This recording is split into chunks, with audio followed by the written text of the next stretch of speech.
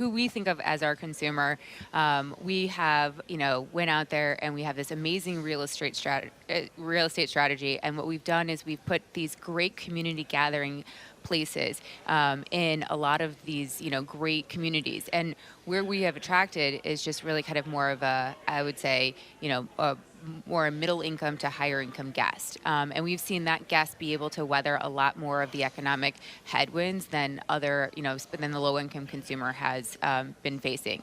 And, what we continue to see is by leaning into our strength, which is delivering a fine casual experience. So we think about kind of bringing all those great guts of fine dining, elevated food, premium ingredients, doing the things that, other, fast casual and QSR just are not willing to do, putting that in an amazing hospitable environment and getting great guest service. That together has been a winning formula to help us outpunch what has been, some consumer headwinds that has been facing the industry. And we are going to continue to lean into that. It's helping us to differentiate and kind of pull apart from the pack. And it's been our strength. Where are our samples? I know. I mean, what is this about? Who doesn't want a burger at 10 a.m. on a Wednesday? We're getting close to open. So. Okay. So who are your competitors then? Yeah. So if you're a middle and high-end consumer, who would you say is a competitor? Yeah, I mean, we sell burgers, shakes, fries. I think the best chicken sandwich out there in the business. We view our competitors as being, anybody who, you might consider having lunch at or dinner at. So that is a pretty wide array, and it also can be, food at home. I mean, that can also be, an area where you would have some share of stomach. So, for the vast amount of, of our restaurants out there, we are competing with a lot of people. Now, we are differentiated, and we are kind of in that category of one in the fine casual sector. But at the same time, we know that, people have lots of different options where they can go out to eat. Katie, there's a lot of concern out there about inflation. If inflation were to come into your business, where would you see it, and how do you plan for that? So we actually have been navigating through inflationary pressures for a number of years here, and doing so quite successfully. I'll say, we've had wage inflationary pressures. In COVID, it was actually very hard to get restaurant talent in our restaurants to staff and to deliver our food. It was not a desirable job at the time, and we raised wages and had a very competitive and compelling opportunity for our team members. We also introduced tips as a way to compensate our team members as well and give them added benefit.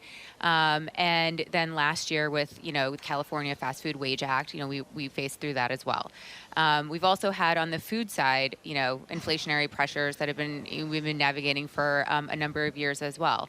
But through all of this, through leaning in on our strength, which is, again, delivering that elevated, experience to guests, giving them that, $25, black truffle burger that we are actually selling for $10 and giving them that great value on that side, we've been able to both grow sales and grow margins at a faster pace. Just even last year, we expanded our margins in the fourth quarter by 300 basis points. So I've never had Shake Shack, but I know, but it looks like I may be able to now in Delta. Yes. So, and this really also goes to your expansion plan. So Yeah. Delta's going to offer Shake Shack burgers on additional domestic routes this year, and that could expand international flights next year. Talk about these expansion kind of plans. Yeah, I mean, if you look at Delta at its core and what this does, this is an opportunity where we're able to surprise and delight our guests, give them that thing that they weren't really expecting. You have your expectation for what airline food is like, and this opportunity to get a Shake Shack burger and our great. We have a special brownie that we've made for Delta as well through this program.